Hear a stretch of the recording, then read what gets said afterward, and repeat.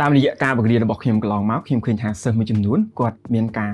ភ័ន្តច្រឡំតាក់ទងទៅនឹងការអានពាក្យជាពិសេសគឺពាក្យដែលវាមានលក្ខណៈការសរសេររបស់គេមកគឺស្រដៀងគ្នាទូយ៉ាងដូចជាពាក្យនេះ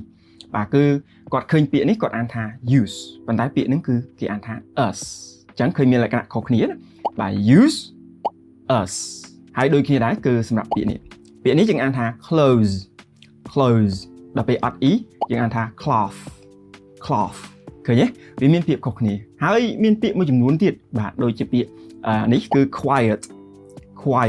ដល់ពេលនេះ quiet អានេះក៏ដូចគ្នាដែរគឺ diary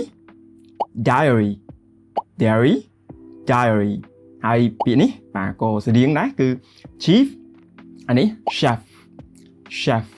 ហើយដល់ពេលពាក្យនេះ achieve ដល់ពេលនេះ archive